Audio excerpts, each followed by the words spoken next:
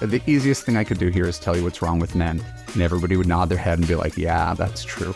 Looking in the mirror and saying, hey, maybe my attitude about this is a little bit off and needs a little bit tweaking. Maybe my approach could stand to use some improving.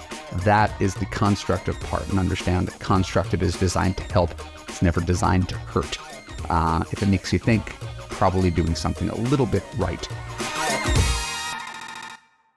Hey, this is Evan Marquez, dating coach for smart, strong, successful women and your personal trainer for love. Welcome back to the Love You podcast. Keep listening to learn 5 ways your negativity shines through on dates. When you're done, stick around to learn how to apply to Love You, a place where you can find a relationship that makes you feel safe, heard, and understood. And I'm excited for today's podcast, not in the least because I have a list of 5 things. A list of 5 things keep you from rambling and going on tangents, although I predict that will not stop me. You will notice, if you're watching on YouTube, that I am using a microphone helmet today. I had to do about 15 minutes of tinkering so it didn't look like a big silver penis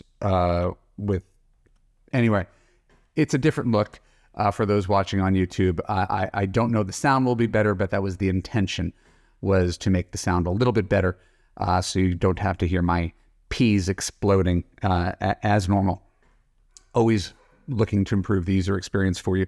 So today we're going to just start with our Love You Insight. I'm not going to do any housekeeping. We got some promotional stuff. There's always new stuff going on in Love You. To the point where I can't even keep up with the amount of good news that I have. I have, I do my one little small win, and I do my success story. This week, I had a 70-year-old client who posted a picture of her moving in with her boyfriend. I had someone else in her 60s talk about her new boyfriend. So I am filled to the brim with positivity and abundance and hope for you. I hope you could summon it yourself as we go through this podcast about negativity. So Love You Insight, number 1, 5 ways your negativity shines through on dates. The first thing that I have noticed, it's not, these are not things that you can get from your doctor. You could only get this from your friendly neighborhood dating coach, is constant complaining. I share that as a constant complainer. I don't think this is something I take pride in. I could probably find a positive spin. I'm very realistic. I'm analytical. I'm critical.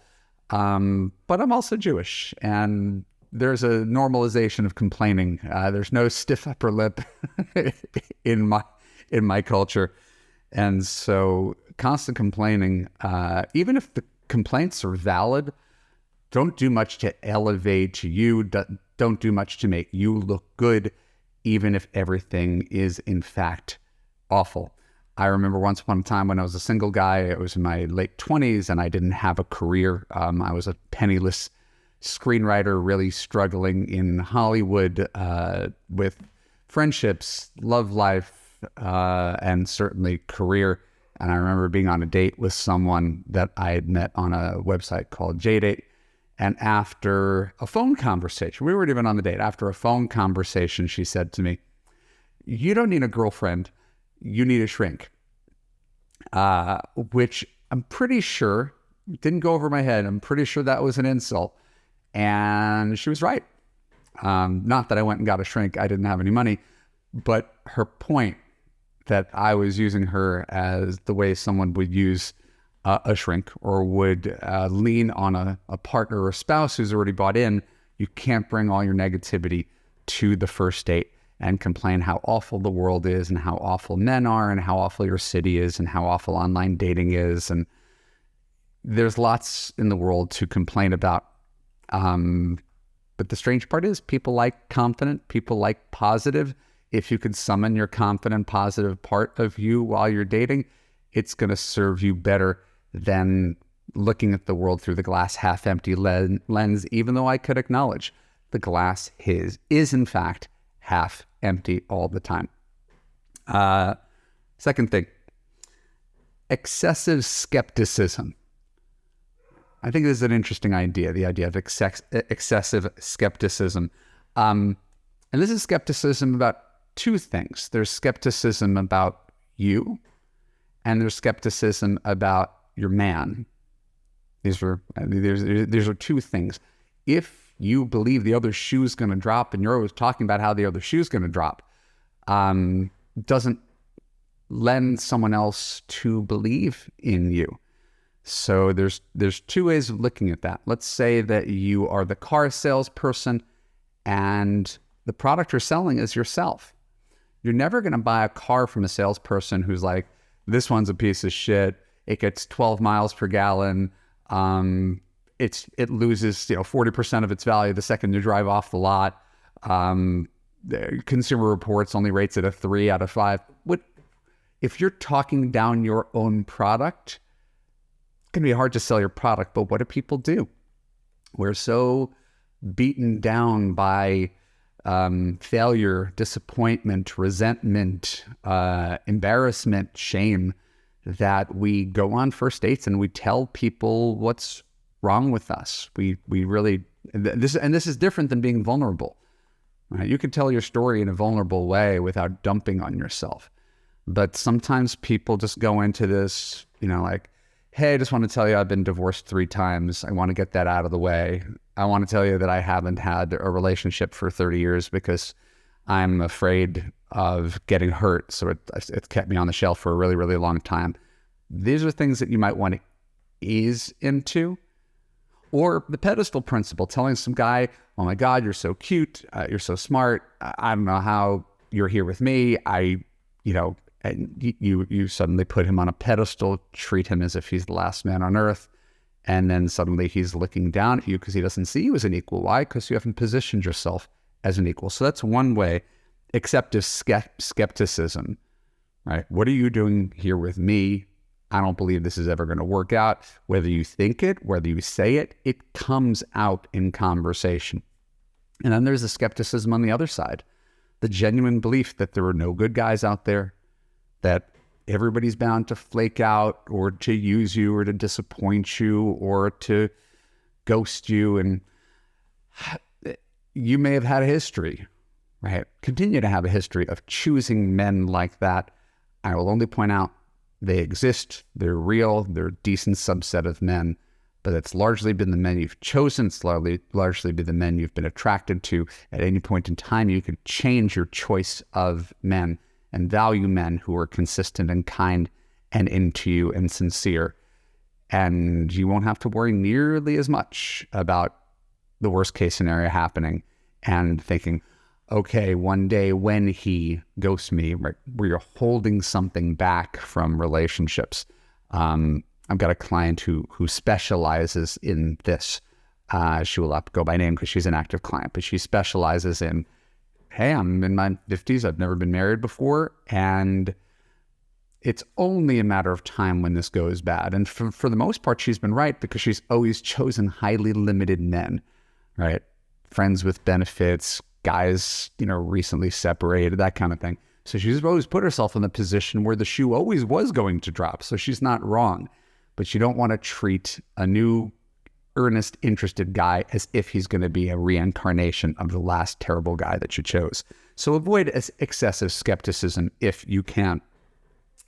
Number 3, lack of enthusiasm. I cannot emphasize this enough.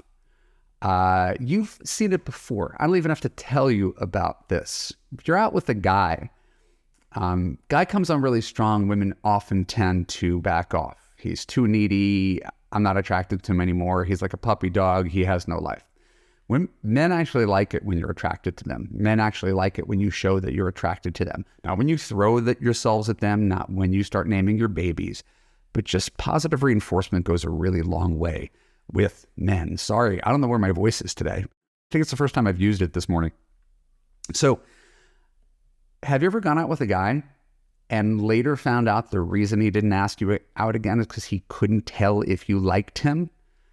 I've been coaching for a really long period of time, and I've had women come back to me with that more times than I care to count, right? Where they were out with a guy, and the only thing that went wrong, she thought the date went well, he was like, I could not tell if she was interested in me.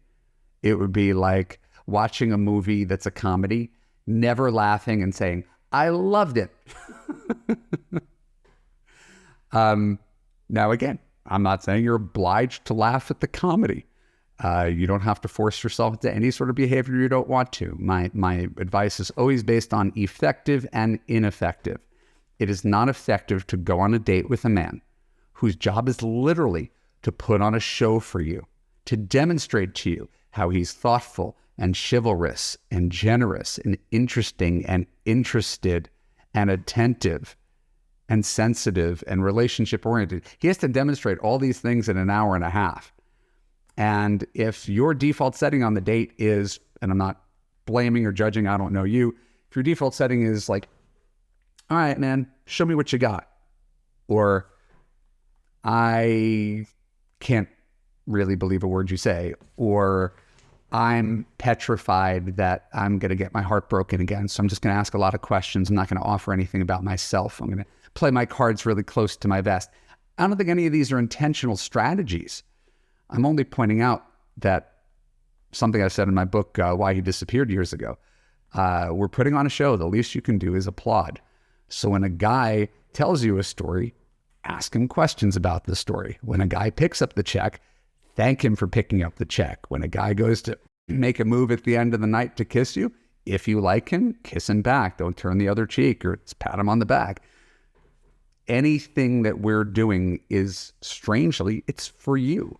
Right? Now, there's guys who are terrible at dating. We're not trying to reward guys who are terrible at dating. If you don't like a guy, you don't have to go out with a guy. But if you go out with a guy and he has no idea because you didn't compliment him, because you didn't laugh at his jokes, because you didn't ask him questions, because you didn't show affection, because you didn't give him any warmth, how is he going to know that you liked him enough to ask you out on a second date? Why would a guy even want to go on a second date with someone where he couldn't tell if you had fun? Because that's going to impact his fun. Remember, he wants you to have fun. He's making an effort, whether you recognize it or not. You've maybe never had to take a guy out on a date and spend a lot of time thinking about how is he receiving me. You might have been in your head in other ways about, am I good enough for this man or whatever. But guys always have to recognize they're putting on some sort of performance to demonstrate to you why they're worthy of you. If you do not give him in the moment positive feedback on his performance, he will be confused and mystified. It has happened to me. It is not unusual. And so I emphasize, if you don't show some enthusiasm for him on the date, you might not hear from him another time. Number 4, and this is slightly different. I want to differentiate it between skepticism and complaining. Critical remarks. All right. Things you don't want to do on a first date that are negative. Critical remarks. And it's, once again, it's a thing that we do. We find fault in things. The problem is when we spend too much time finding fault in things. What are we not connecting over? The stuff that makes us human. Hopes and dreams and feelings, friends, family, relationships. These are the things we should be talking about on relationships, really who we are. Not what we do for fun, not movies we're seeing on TV, but connecting over really what makes us human. But if we're spending our time on complaining about the amount of pepper on the Caesar salad, or making fun of the person at the table next door, or what the waiter is wearing, right? Or talking about how awful our exes are, right? Or how terrible the crowd on Bumble is, right? It's just another form of critical remarks that lend someone to believe, whether it's entirely true is a different story, lends someone to believe that you're a negative person and that the next person you're going to be criticizing is them. And I know this isn't easy. It's a quality that I share, which is why it's really easy for me to point it out.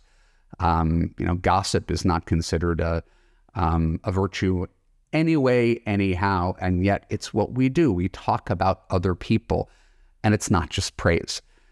Just know that when you're making a first impression of someone, if you start telling people what's wrong, right, it's going to soon bleed into what's wrong with them. This is a true story. I actually went on a date with someone. I could remember her name. I will not say it out loud. But I went on a date with someone who on the date just decided to tell me what she thought was wrong with me. And it was funny because it was so weird.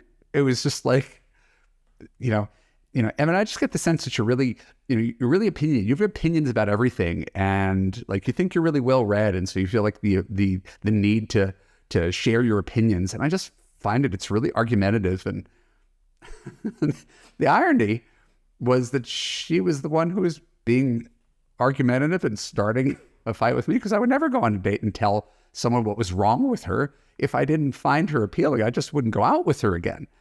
But here she is on the date giving me a comment card on what she thought was wrong with me. I'm not sure how she felt it would make me respond to her more.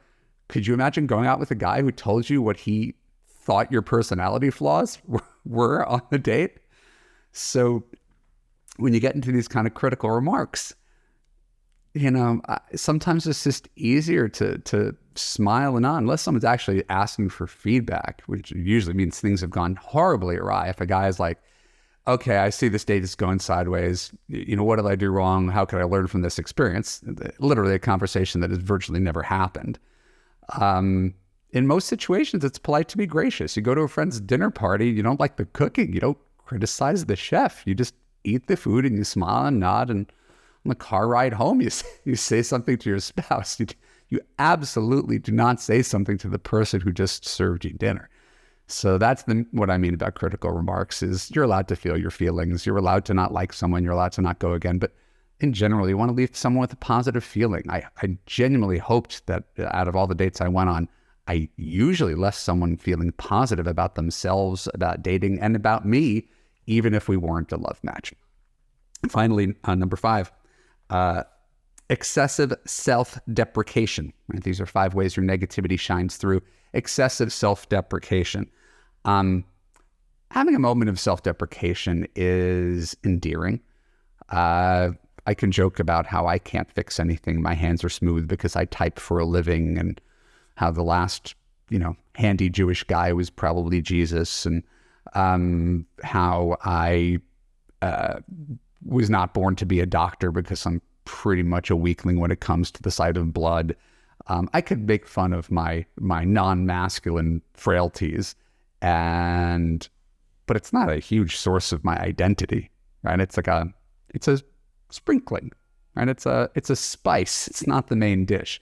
And I think that's sort of the problem, is when people don't feel really good about themselves, they lean on the self-deprecation, right? If a guy gives you a compliment about how you look, you'll put down your own body or something like that, right? Like there's some defensiveness about just graciously accepting a compliment. So there's nothing wrong with having the self-awareness to tease yourself or take a joke. I think that's actually quite healthy. It's when it veers too far over. And most of these things that I'm talking about, I'm a dating coach for women, and I give advice to women. Most of the things I just said, if not all the things I said, are equally applicable to men. You wouldn't want a guy who is constantly complaining about his job. You wouldn't want a guy who is skeptical that he was good enough for you or that you would like him.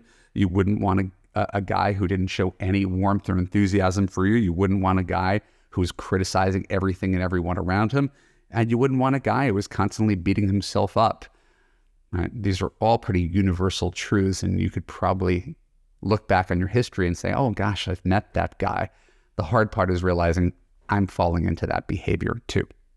So with that, I hope that at least raises some flags for you about the energy you put across when you're on a date, how you want to show up. You want to show up as your best self, your happiest self, the person you are around your best friends, your family, the person who is light, the person who's silly, the person who doesn't take everything so seriously, and the person who's genuinely inquisitive and cares about what other people think. Even though he's a stranger, you want to treat him as if he's a known entity.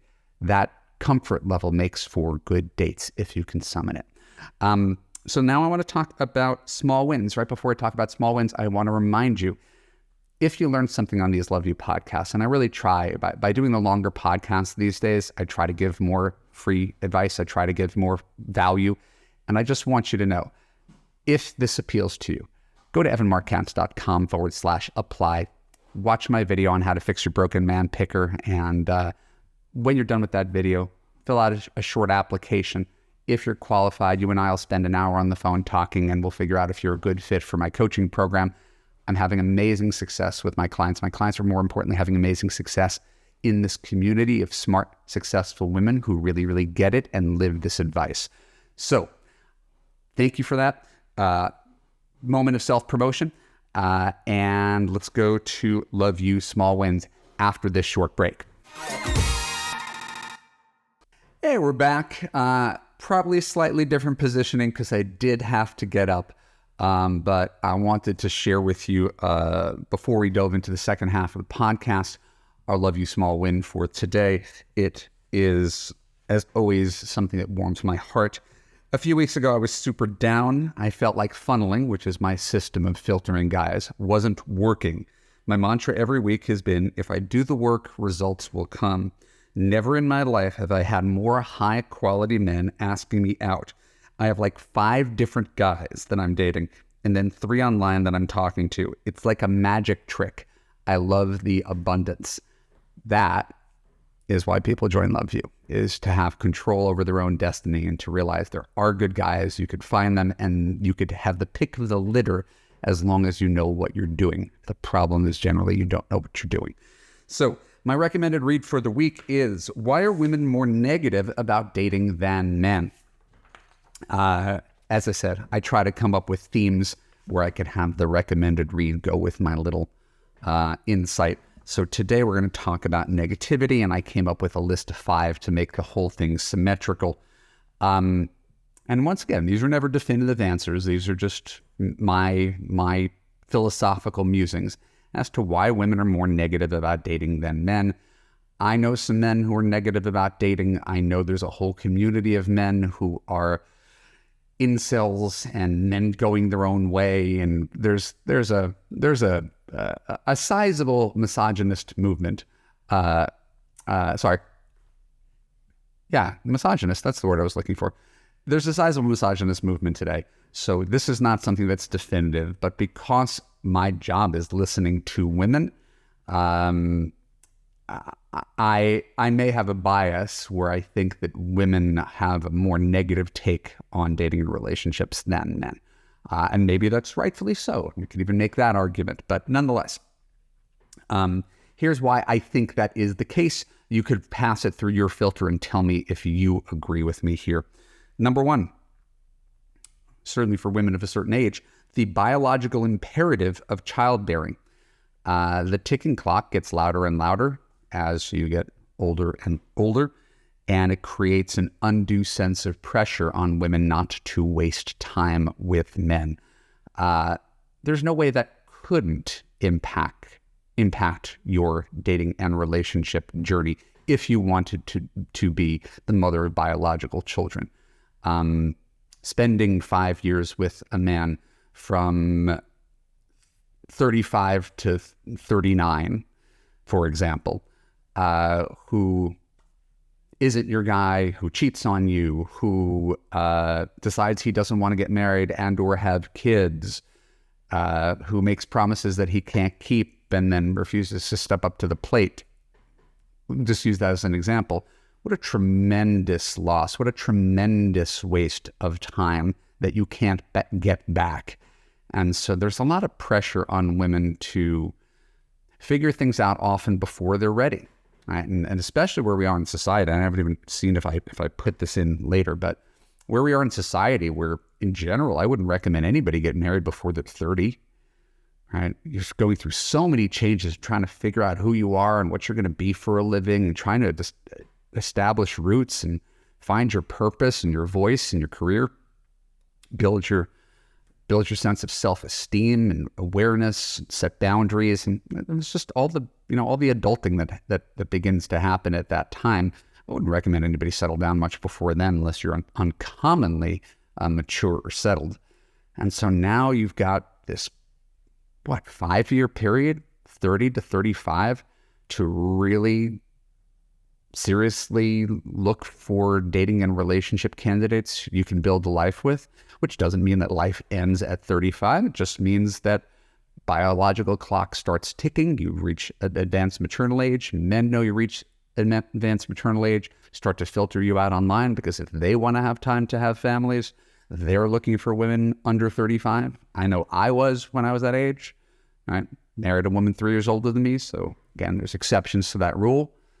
But man, the biological imperative of childbearing has a huge impact and creates an undue sense of pressure on women, or perhaps a due sense of pressure to take their love lives seriously in their late 20s, early 30s, contemporaneous when you're hitting your stride in your career and traveling and also experiencing things and sowing your oats. I mean, that's a lot of things where guys tend to buy themselves a little bit more time, and can afford to buy themselves a little bit more time because they don't have the same biological pressures.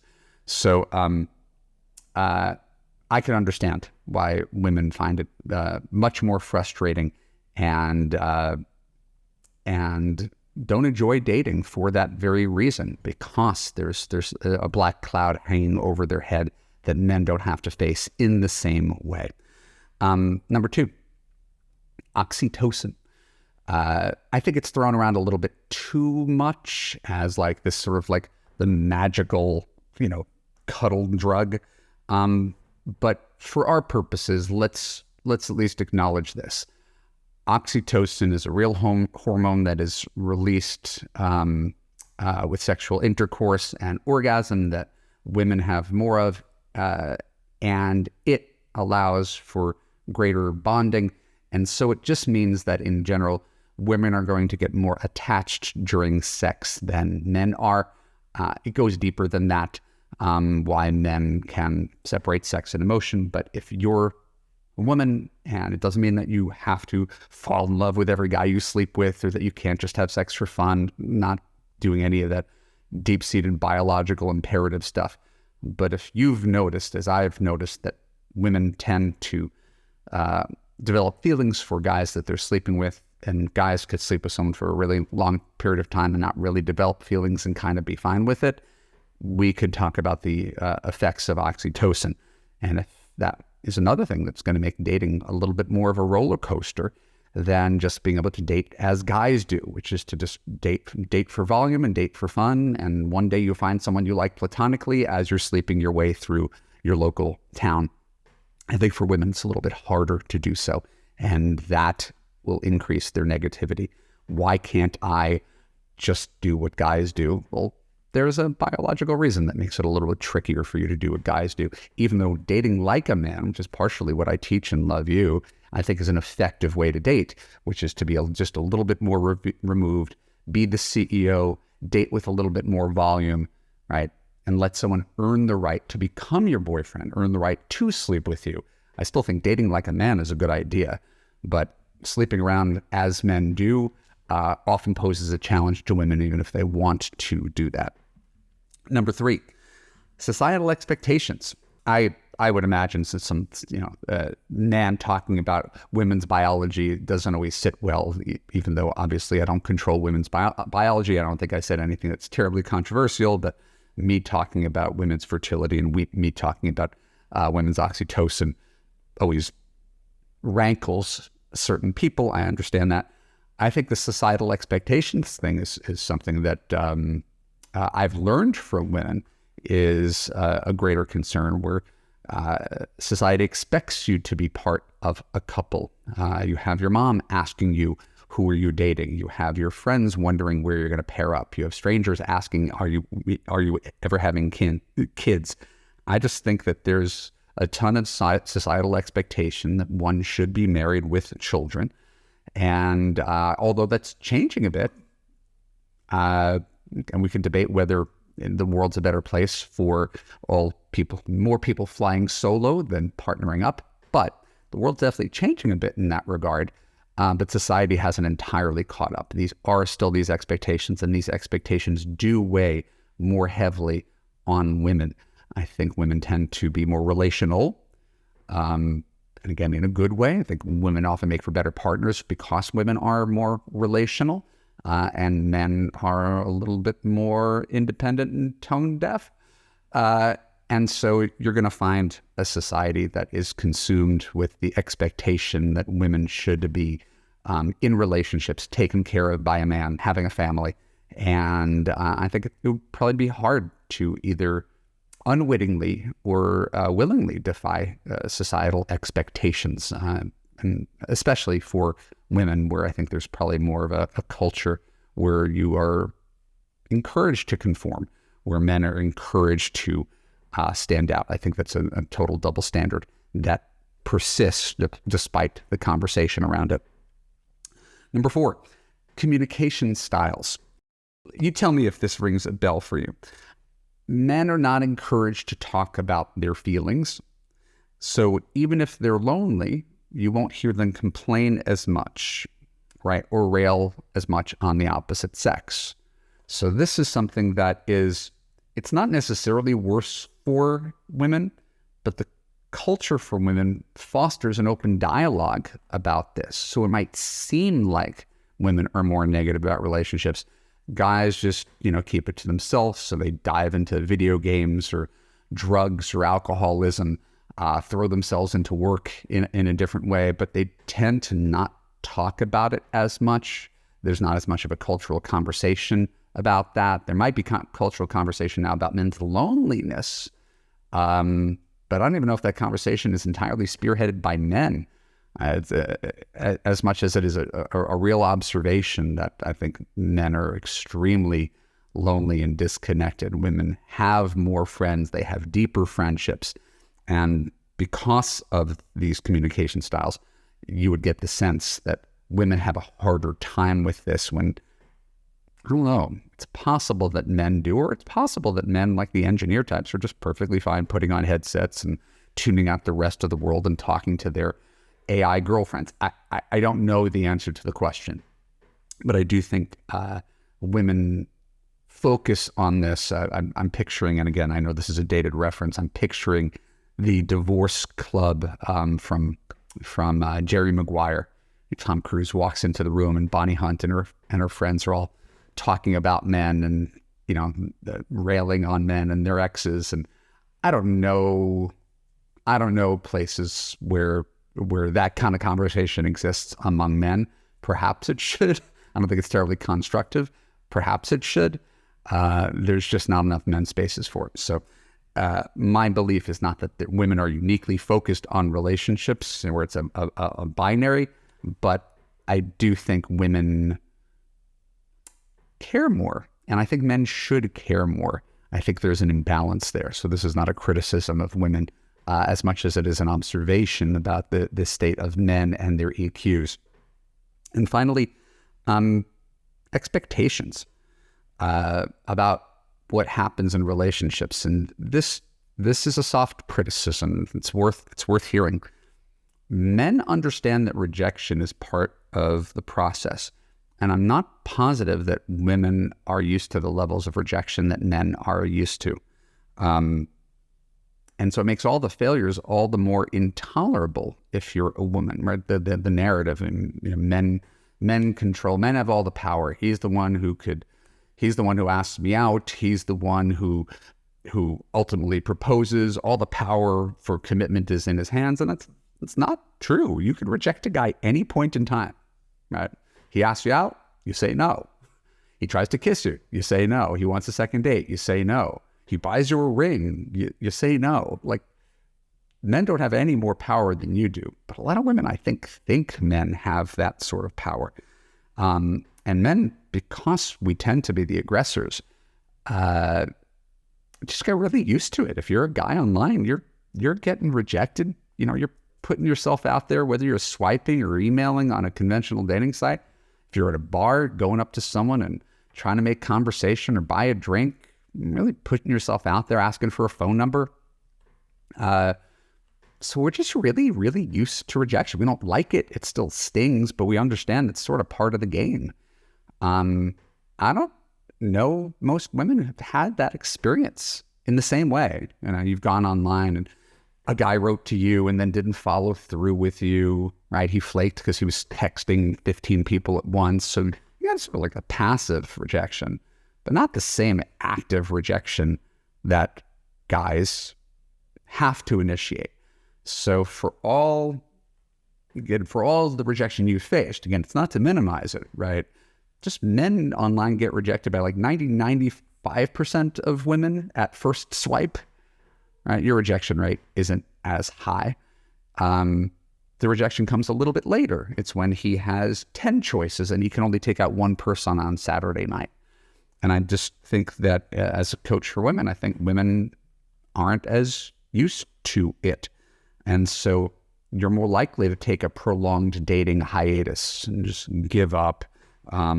Proclamations, there are no good men out there.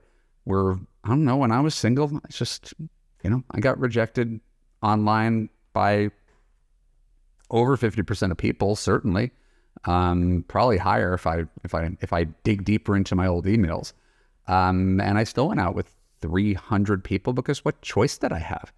I don't know that everybody has the stomach for that. And I don't know that it's unique to men, but I think men understand and have had enough experience knowing that if you don't put yourself out there, if you don't ask anybody out, if you stand on the sidelines, you're never going to find a wife, you're never going to find a girlfriend, you're never going to get laid. And for most of us, that's not an acceptable, like I'm not content with that. And I think women find maybe more friendship outside of that, more purpose outside of that, to the point where maybe they are just more easy to make peace with it, or maybe they're more sensitive culturally and or biologically to rejection, that they take dating failures harder and take off 6 months, 5 years at a time. That kind of stuff hasn't occurred to me, and I think most men just tend to bounce back a little bit quicker, and that is probably a societal expectations thing. So again, I know all the things I'm saying today are not facts; they're observations. You could certainly disagree with any of them. I don't take it personally, but I do think if you find yourself negative about dating, that you take the time to consider, why am I negative about dating? And is it a bias? Should I be this negative about dating? And what does this mean for me if I have expectations that I should sail through online dating without rejection, right? Or that I care what other people think about me, or what my friends and family say about me, or what it means for me to get attached to someone after sex, or the pressure that I might find myself under because I want to have my own biological children. These are factors that create a whole maelstrom of emotions inside of women that I think in general men don't have to deal with in the same way. So if it sounds like an attack, it's really more meant as a form of sympathy as to why you might be more negative about dating. So I hope you took it that way, as the way it was intended. It's not that all these emotions are a choice. You feel what you feel, but always we want to look at the glass half full, not the glass half empty, to realize you don't need a million guys to live happily ever after. You need one. So I don't think I don't think that was inspiring. I don't think that made anybody happy. I'm conscious of that. The easiest thing I could do here is tell you what's wrong with men, and everybody would nod their head and be like, yeah, that's true.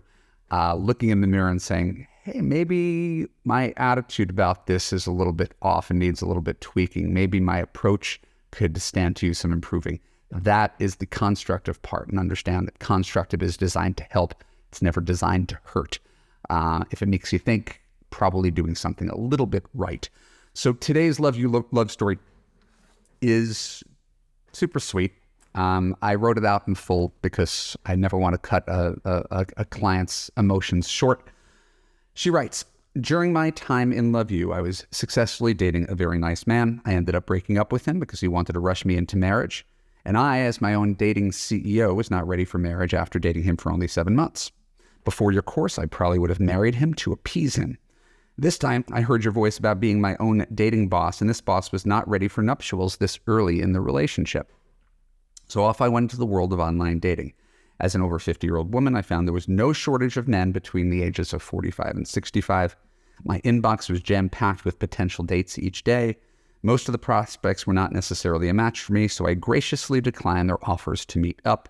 I was very delighted to have several men ask me out to lunch or dinner as a first date.